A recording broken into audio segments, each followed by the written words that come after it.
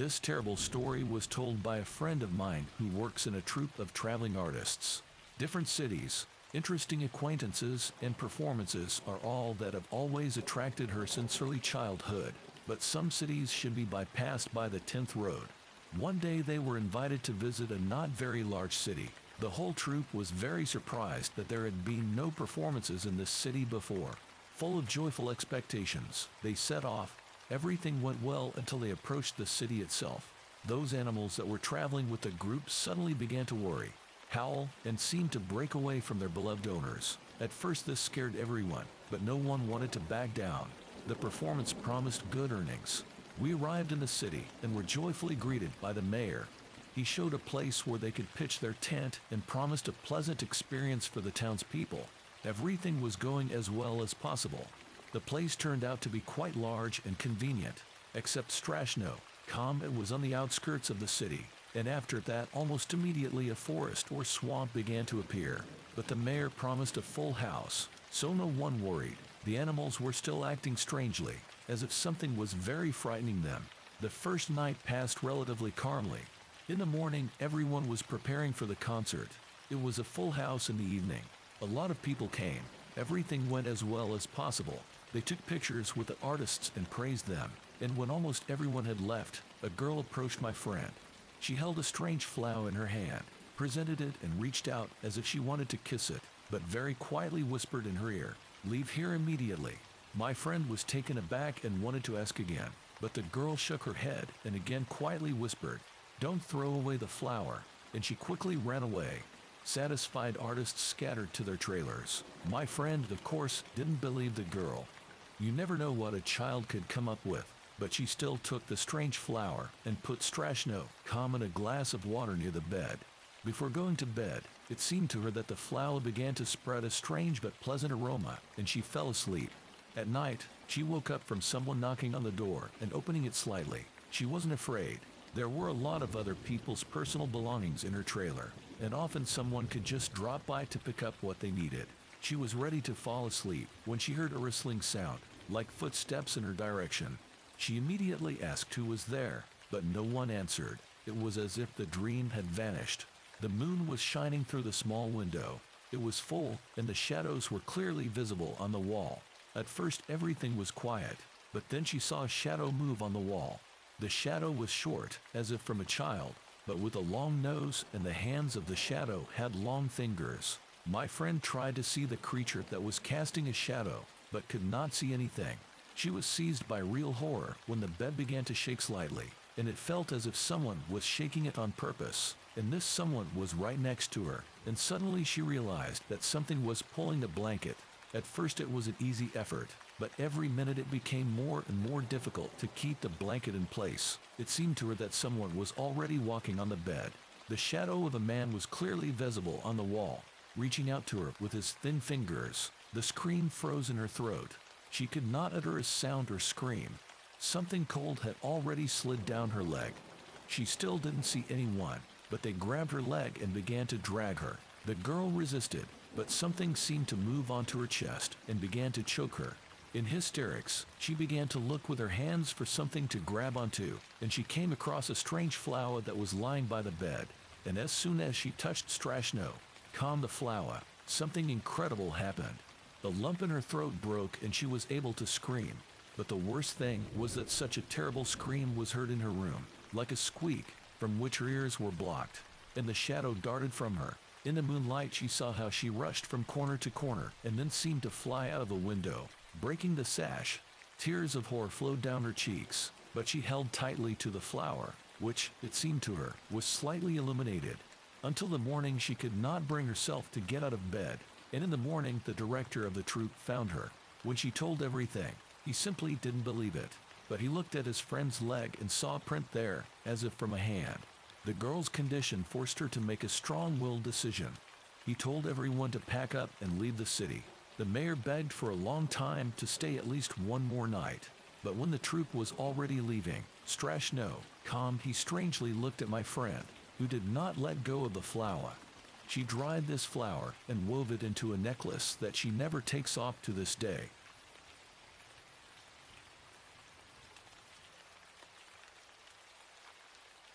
Hey, can anyone hear me?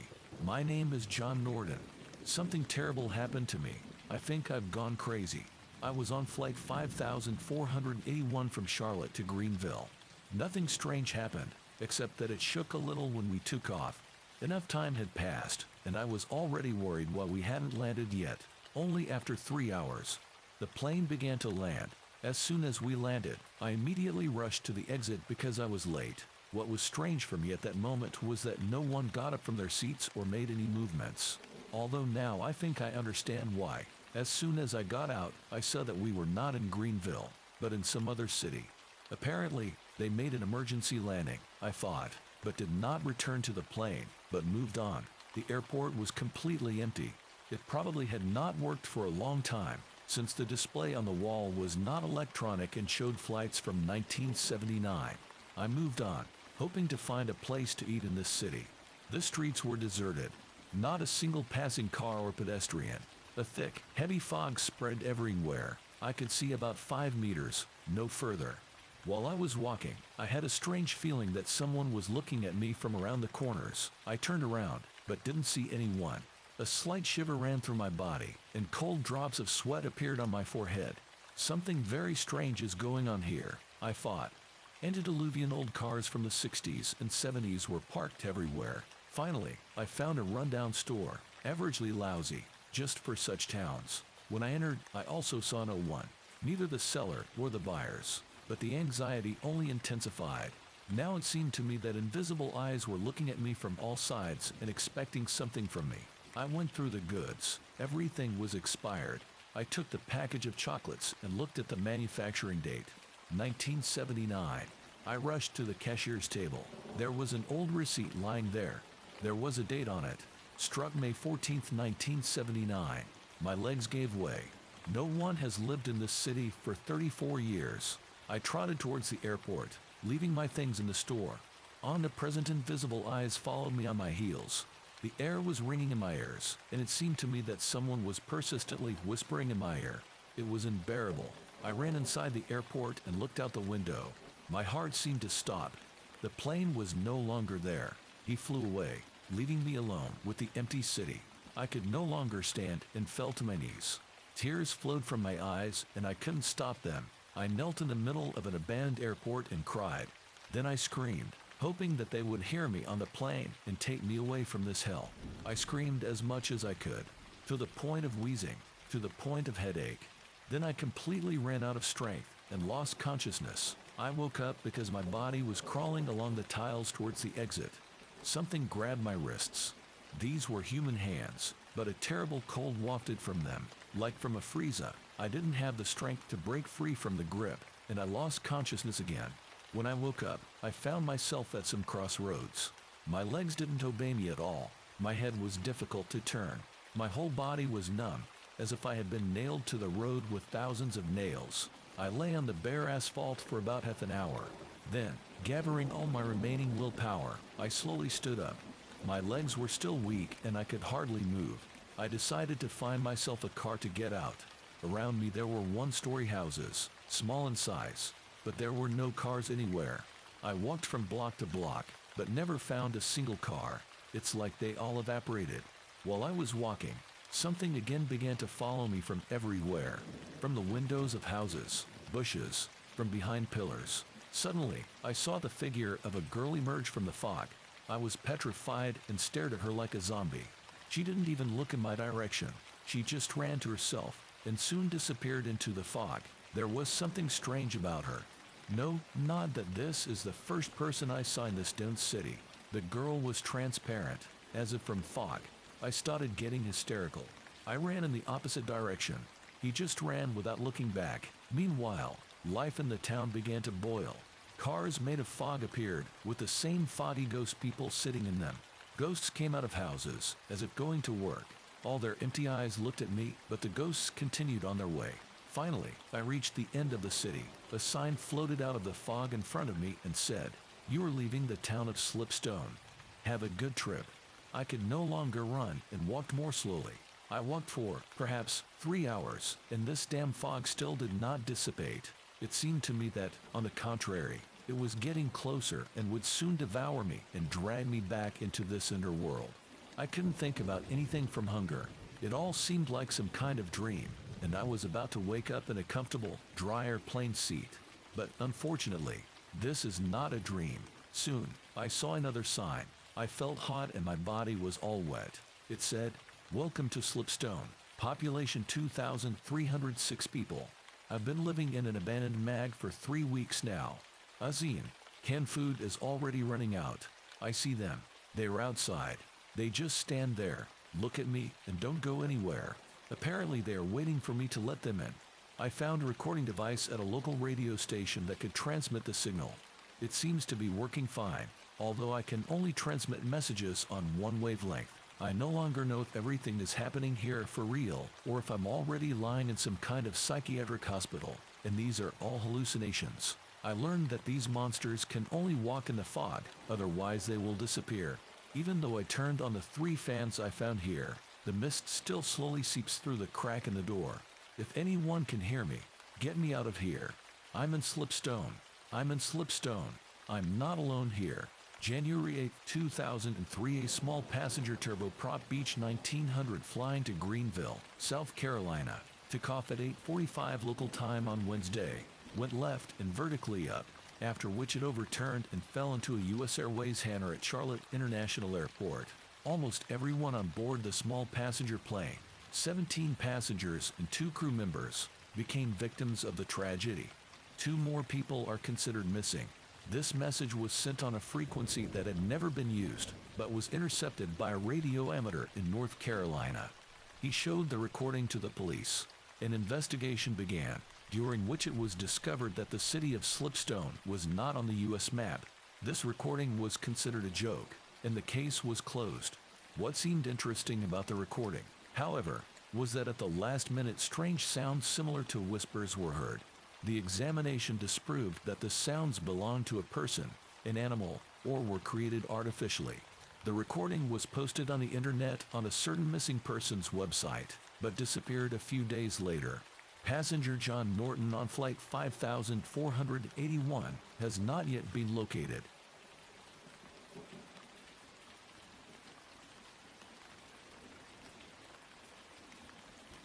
This story happened in a small provincial town on the shores of Ladoga. On the outskirts of the town in the private sector, opposite a small wooden shop under a rock, there once stood an old house. It was built immediately after the war, and the owner of the tower was a mentally ill woman with the strange surname Tararak. When we settled in this area in the mid-80s, a large construction project began on the site of the demolished Tararak shack. The large area was surrounded by a chain-link fence. The location itself was very successful, on a hill with a magnificent view of Ladoga. The foundation was erected by one person, a man of about 40, physically strong, muscular, with short hair. For about 6 years, Alexei single-handedly poured the foundation for the house by hand, using a cart and a small concrete mixer. Alexei planned to build a huge house, judging by the size of the foundation. The turbulent 90s arrived, and apparently the lone builder ran out of funds for further construction, and the man decided to sell the foundation and land plot. There were also buyers, a young family of a businessman, spouses Victor and Anna, and their 2 children. Victor immediately set to work building the walls of the house, and soon the house was raised and covered with a roof. Work was in full swing. The businessman hired workers and purchased materials for construction in Finland. I ordered a drilling machine and spent several days drilling an artesian well. Having your own water in a house was of great importance for the area, where there were only old wooden houses and people carried water in buckets from a pump. The area was fenced off with a high black fence and 2 large dogs were adopted. 3 years later, the new house was ready. Victor and his family celebrated a housewarming party.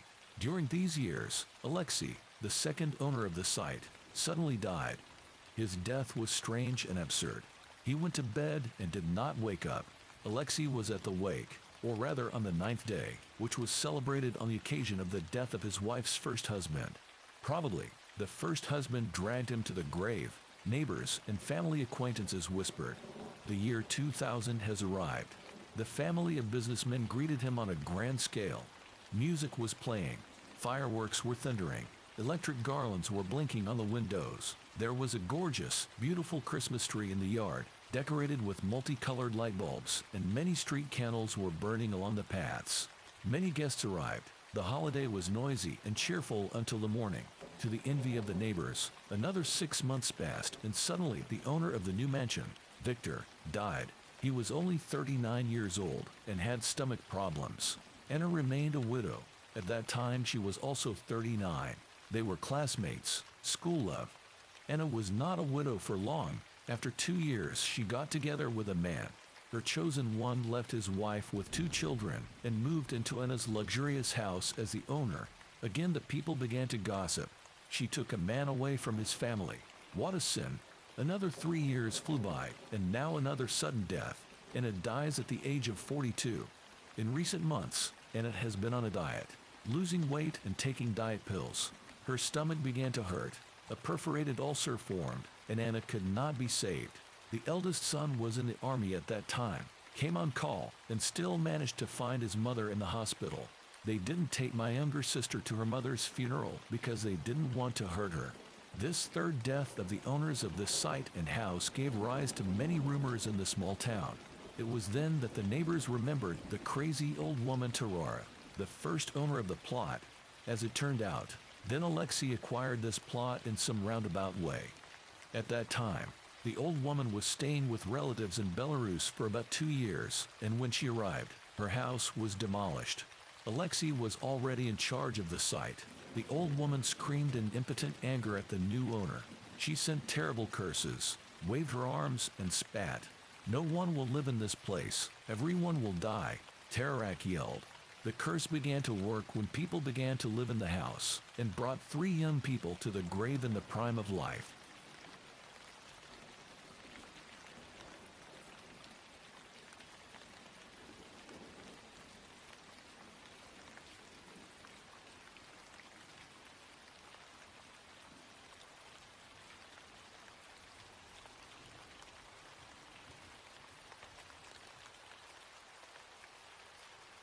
I don't know if this is considered a dark secret, but in the district where I lived from 10 to 18 years old, a soldier died under extremely dubious circumstances. They said he was high/drunk/having a mental breakdown and raided a nursery, growing plant.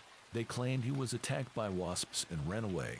He called 911 several times and claimed that someone was following him and trying to kidnap him. On his last call to 911, he said that suddenly everything was fine. Just 14 to 15 minutes later, he was hit by a woman who stopped and called 911. He was hit 2 more times and died. An autopsy revealed no signs of bee or wasp stings. The connection to the nursery is that it was close to where he died. The place was ransacked. The pizza was eaten. The money was taken. But his wallet and phone lay quietly on the counter.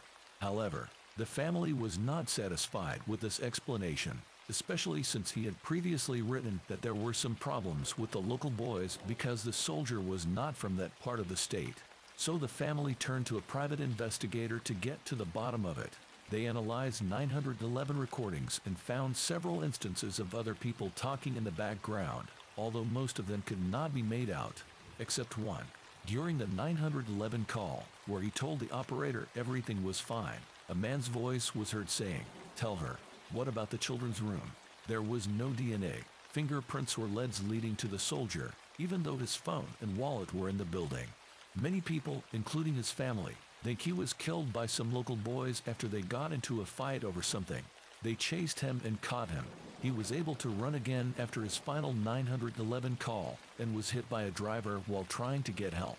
And the county police covered it all up because the boys involved were somehow connected to the department. Of the 3 drivers, none were charged with hitting him. I think only the first driver stopped, but it turned out that one of the other drivers was connected to the department either through family or friendship. It's a crazy story, but you can watch it. Just look up Austin McGuff. I wouldn't be surprised since there are a lot of shady things going on in small town police departments, including covering up police rapes. I really hope his family gets justice.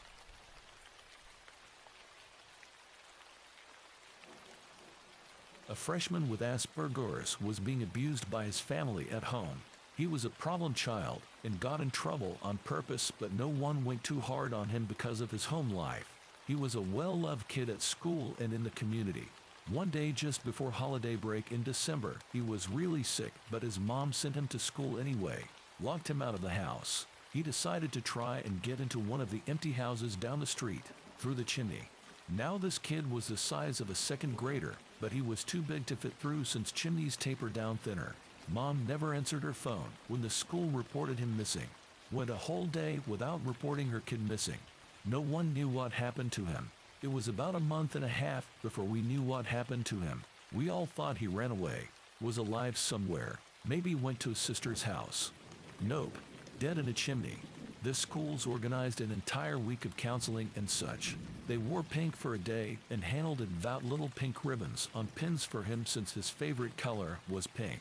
Everyone was hit really hard by it. That's how our small town started 2020. It hasn't gotten any better, as you can see. So weird that it's almost been a year now.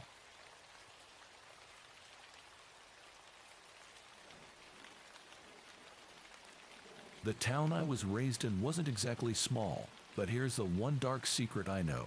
My hometown was where lots and lots of sports players had their mansions. And so of course, their wives and children were out and about in the community a lot. Every single sports player wife in that town is heavily addicted to opioids.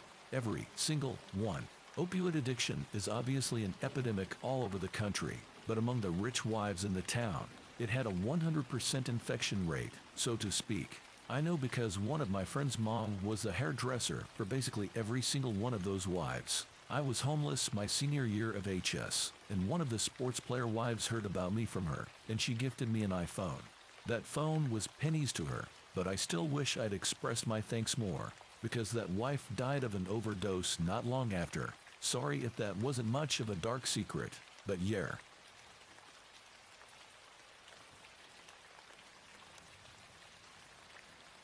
Orange Cove, California. A few years back, my wife and I were traveling up to the Sequoias, and we took a new shortcut route as we had a new baby and were looking for a park to stop off at so she could nurse him and we could give him a change. Google showed us this park at the end of a cul-de-sac. We drive in and we're chatting and not really paying attention because we've gone to the Sequoias for years and it just seemed like business as usual. But little things on the street are starting to register with me almost subconsciously. There are like 10 or 20 dogs just roaming free on the street. Every house is barred and chain linked, and a few people are starting to come out of their houses to watch as we drive. We get to the park and it's completely broken down and overgrown. But we're still talking, and we get out to go sit on a bench so she can feed the kid. As we get out, I notice there's a large dumpster sitting wideways in the street next to the park that looks out of place and purposeful. Then as we sit and start to lay out the changing pad to change his diaper, I look at the graffiti on the picnic benches. There's the normal inscrutable writings and various forms of members, but then I notice these incredibly brutal depictions of, like, dismembered cops. It just felt like they were warnings, and not just drawings. Right then this truck pulls up, past the dumpster that was in the road, and then backs up until it's almost touching the dumpster, and I immediately realize why the dumpster is positioned like that, so that no one can see that truck from the main street. The men just stay in the truck, looking at us. My wife is still talking, and I say, "Let's go. We need to get back to the car."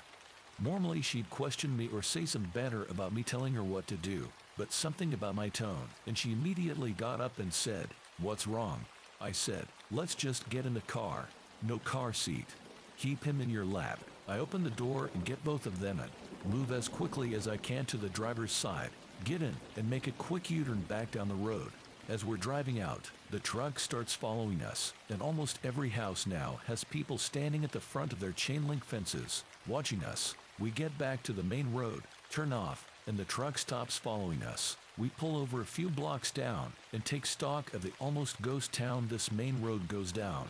We put our kid back in his car seat, do a quick Google search for Orange Cove, and find that at the time it had one of the densest gang populations in California, and vow never to go back there again.